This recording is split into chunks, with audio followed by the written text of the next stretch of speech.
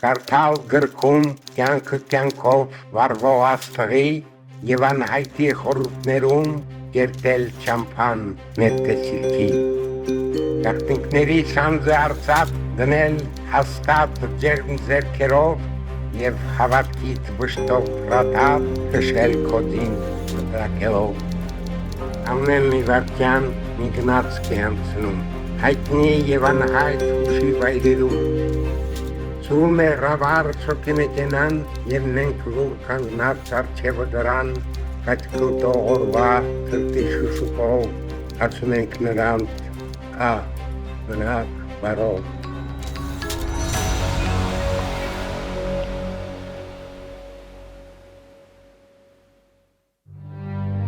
«1919 թվականի հուլիսին Կոստանձ Զարյանն իբրև իտալական «Il Nuovo Giornale», «Il Secolo», «Il Messaggero» թերթերի հատուկ ներկայացուցիչ գործուղվում է Կովկաս։ Այս ճամփորդությունը դեպի Կովկաս նրան առիթ են տալիս գրելու իր լավագույն էսսեներից մեկը, որ խորագրում է դեպի Արարատ։ Այն տպագրվում է 1920 թվականին Պոլշում լույս տեսնող ոստան հանդեսում։ 1919-ին գալիս հասնում է Բաթում, հետո Բաթումից Երևան։ 3 օր լինում է Երևանում։ Սա նրա առաջին հանդիպումն է իր հայրենիքին։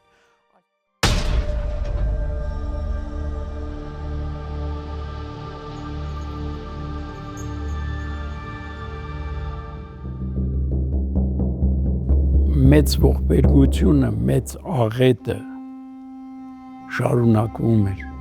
Արևմտյան Հայաստանը այլևս չկար։ Հայ ժողովրդի փրկված խլյակները ցրված էին աշխարհով մեկ եւ ամեն մի փրկված անհատ շփոթահար էր ու սոսկահար։ Եվ Կոստանձ Զարյանը նրանցից մեկն էր։ 1921 թվականի աշնանը Կոստանձ Զարյանը, թողնելով Ֆլորենցիայի բարեկեցիկ ու ապահով կյանքը, գալիս է Պոլիս, նպատակ ունենալով ամեն ինչ սկսել սկզբից։ Այստեղ Կոստանձ Զարյանը հրատարակում է բանաստեղծությունների իր առաջին և միակ ժողովածուն՝ «Օրերի պսակը»։ «Օրերի պսակը» գիրքը ինձ մի օր տվեց, որ Պոլսում էր լույս տեսել։ Դա բավական խունացած, երկար կյանք ապրած գիրք էր։ Առաջին անգամ իր պոեզիայի հետ կապվեցի խորապես։ Այնքան անսովոր հայերեն, այնքան անսովոր պոետական աշխարհ։ Գիտեք, հայոց լեզվի հնչյունաբանությունը երաժիշտիս համար անչափ հետաքրքիր է։ Կա ծայրահեղ ընդգծված բաղաձայների կոշտ համակարգ, դա կտեսնեք Չարենցի մոտ։ Չեմ ուզում ասել, որ ամբողջությամբ այդ տեսակ բաղաձայներից է Չարենցի պոեզիան։ Ամեն ինչ կա, բայց այդ հատվածը եւս ընդգծված է։ Եվ ոչ մեկը չունի այդ ժամանակակիցներից մեջ ոչ մեկը չունի այդ հնչեղությունը։ Ես այդ գրքով ճանաչեցի իր պոեզիան, «Օրերի պսակը», եւ 3 խմբերք գրեցի։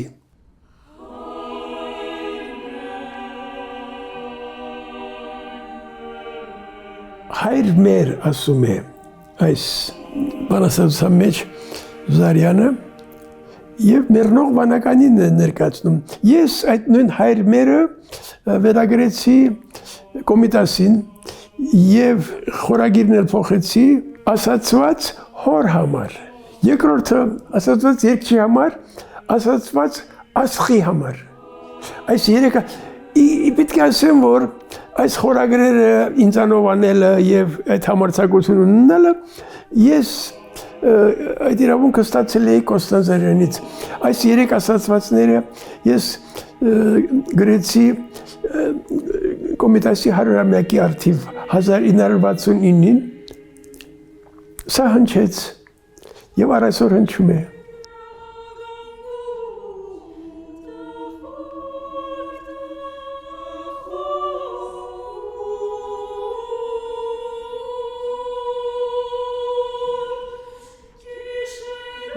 Կարծեք թե Պոլսում հայկական կյանքը վերածնունդ է ապրում, վերակենդանանում է, այսպես ասած։ Եվ ինքը գալիս է պոլիս։ Գալիս է պոլիս ինչու, որովհետև այն մտադրությունները, այն մտայնությունը, որ նա ուներ պատերազմից առաջ, գրական գործունեության առումով, այդ մտայնությունը կա ապրում է նրա մեջ, հիմնել գրական ամսագիր, ծավալել գրական մշակութային շարժում և զարգացնել և շարունակել հայ գրական մշակութային կյանքը։ Զարյանը փորձում է մի անգամ ևս իրագործել իր հին ու նվիրական ծրագիրը, հիմնում է բարձրավանք գրական ամսագիրը, որը թեպետ կարճ կյանք է ունենում, բայց դառնում է հայ գրական կյանքի ամենահետաքրքիր և բացառիկ երևույթներից մեկը։ Ինչպես իրենք են կոչում, հրատարակիչները հանդես մշակույթի և մտածման, արվեստի, մշակույթի և մտածման։ 5 հոգի են՝ Կոստան Զարյանը, Վահան Թեքեյանը, Գիղամ Գաֆաֆյանը, Շահան Ռեթեոս Բերբերյանը և Հակոբ Օշական։ Շատ հետաքրքրական հանդես է և հագին թվով մարդիկ են հավաքվում հանդեսի շուրջը, հեղինակներին երբ նայում ես, և արևմտահայերը կան, և արևելահայերը կան, Փանոս Թերլեմեզյանի էսսեներից մեկը կա տպագրված, թարգմանություններ կան և այլն, շատ հետաքրքրական գրական հանդես է, վրա է հասնում քեմալականների շարժումը։ Սրանք ավելի բիրտ և արյունարբու են, քան իրենց նախորդները, հայության գլխին նորից սպառնալից վտանգ է կախվում։ Օր-օրի կյանքը Պոլսում դառնում է չարագուշակ ու անապահով։ Ընտանիքի գլխին կրկին կախվում է ֆիզիկական ոչնչացման իրական վտանգը, և Կոստան Զարյանը վճիռ է կայացնում գալ և հաստատվել Հայաստանում։ Ամբողջ կյանքում, իր ողջ գիտակցական կյանքում նա մղվել է դեպի Հայաստան։ Չկա այդպիսի ուրիշ գրող արվեստագետ հայ իրականության մեջ։ Եվ դա արտահայտվել է նրա ողջ ստեղծագործության մեջ, և գեղարվեստական գործերում, և բանաստեղծություններում, պոեզիայում իհարկե, պոեմներում, որոնց մեջ այդ ապրումն ու զգացումը խստորեն ընդգծված է, իր բազմաթիվ և բազմապիսի հոդվածներում, էսսեներում, նոթերում, օրագրային գրառումներում և այլն։ Հետաքրքրական է, որ ինքը իրեն համարել է արարատյան մարդ։ Պետք է Հայաստան գնալ, ինչքան հեռավոր է թվում նա և ինչ անհասկանալի։ Մեր և նրա միջև բոցերում ճարճատող փոքր Ասիան, հակառակորդ բանակների ոտնակոխ արած երկրները, ափերի մոտ ոռնացող ռազմանավերը,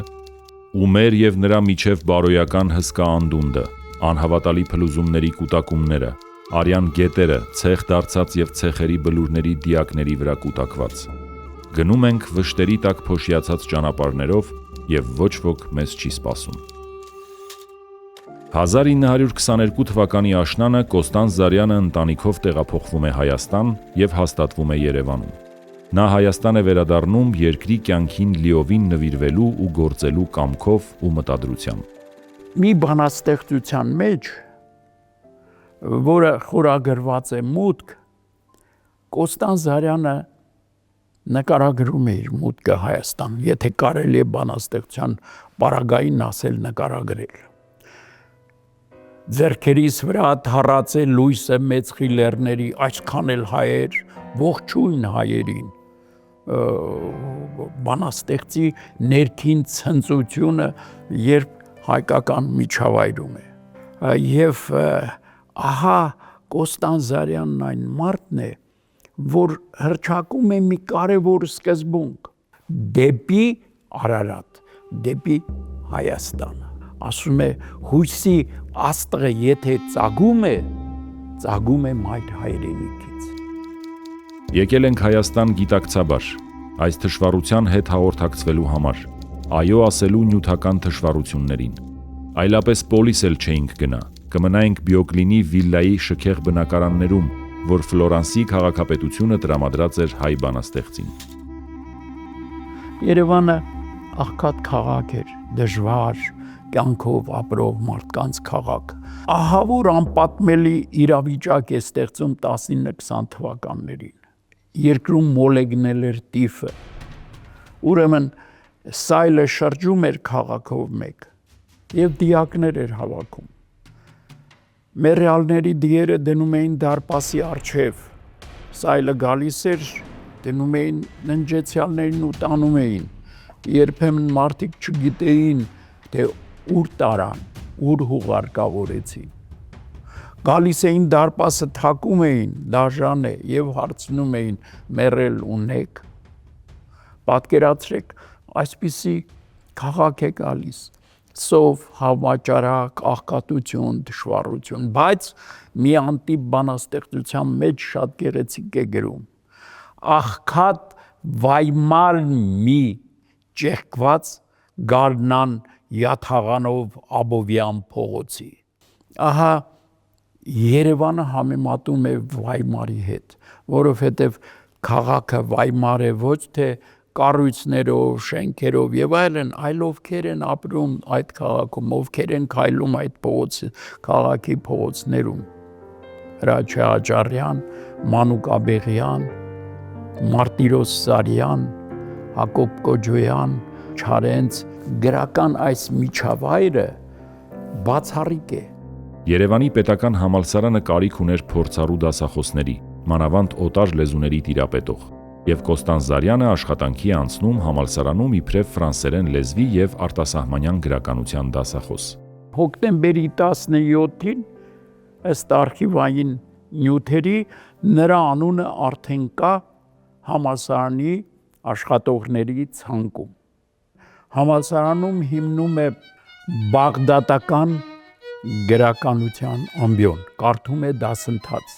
Սա բացառիկ բան է 1922-23 թվականներին բաղդադական գրականություն, կոմպարատիվ գրականություն, այս ըմբռնումը դեռ չկա մեզանում, աշխարհում նոր է ձևավորվում։ Հայաստանում Կոստանձ Զարյանը հոդվածներ է գրում թատրոնի, նկարչության ու ժողովրդական արվեստի մասին։ Իր գեղարվեստական սկզբունքներն ու մտածումները ներկայացնող հոդվածներ է գրում Մարտիրոս Սարյանի ու Հակոբ Կոջոյանի մասին։ Թարգմանություններ է անում, մասնակցում է հանրային մշակութային կյանքի շատ միջոցառումների, բայց եւ որոշակի դիրք է բռնում ուղղագրության խնդիրների վերաբերյալ։ Բայց աստիճանաբար նրա շուրջը ամպ է գոյանում։ Բանն այն է, որ երկրում ձևավորում էր մի ուրիշ տեսակ հոգեբանություն։ 1922 թվականին Պրավդա թերթը մի չարագուշակ խմբագրական է տպագրում։ Պրոլետարիատ, ուր է քո խարազանը սպառնալից խորագրով։ Եվ երկրում սկսում է, երկրում ասելով նկատի ունեմ խորհրդային միությունը, ոչ միայն Հայաստանը, մի շարժում ասենք, մի իրողություն որոնում են մարդկանց, այսպես ասած, ճակերտավոր որոնում են, իրենք գիտեն ով է, ովքեր իրենց գաղափարներով, մտածողությամբ թվում են անցանկալի, թվում են աններդաշնակ խորհրդային իշխանությանը եւ Կոստանձ Զարյանի շուրջը նույնպես այսպիսի տրամադրություններ են ստեղծում եւ ոչ միայն Կոստանձ Զարյանի, այլև ուրիշ մտավորականների շուրջ։ Եվ առավել հարձակողական է կոմունիստական երիտասարդությունը։ Թվում է, թե ամեն ինչ հարթ է եւ ներդաշնակ, բայց շատ ժամանակ չանցած հարաբերությունները միջավայրի եւ նորեկի միջև աստիճանաբար սրվում են,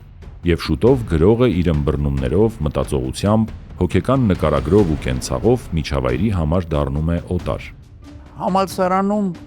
ժողովներ են անում, Կոստանձ Զարյանի մեջ տեսնում են արևմուտքի մարդուն, որ անցանկալի է, իր գաղափարներով, իր մտայնությամբ, իր արտաքինով, թիթեռնիկ փողկապով, լայնեզր գլխարկով եւ այլն որոշում են նրան հեռացնել։ Կոստանձ Զարյանի կինը երաժիշտ էր, Թիֆլիսից հատուկ դաշնամուր է բերել տալիս, որ Թագուհի Շահնազարյանը կարողանա դասեր անցկացնել։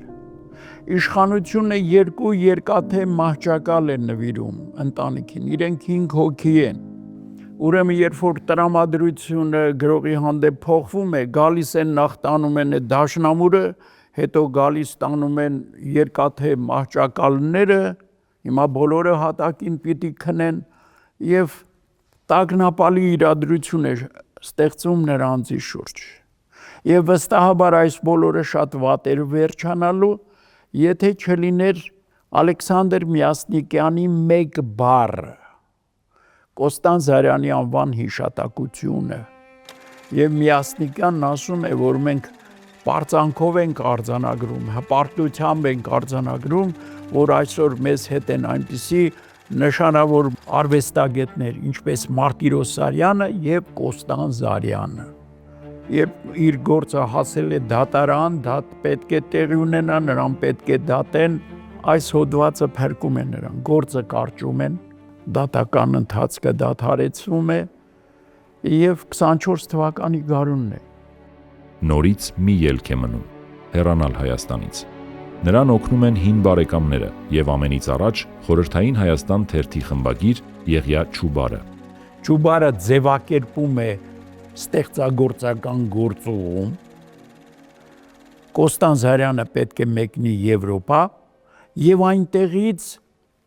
հոդվածներ, գրություններ ուղարկի թերթին, որոնց մեջ ցույց տա կապիտալիզմի մերժելի էությունը եւ խոսի սոցիալիզմի առավելությունների մասին։ Սա փրկարար օղակ էր եւ 1924 թվականի ամռանը Կոստան Զարյանը հեռանում է Հայաստանից։ Արարատյան երկրին հասնելը, ինչպես վկայում են Երևանում գրված բանաստեղծություններն ու Հայաստանում պոեմը, եղել է շատ հուզիչ եւ իմաստավոր։ Անհայրենիք մարդը հայրենիք էր գտնում, հայրենազուրկ գրողը երկիր էր ունենում։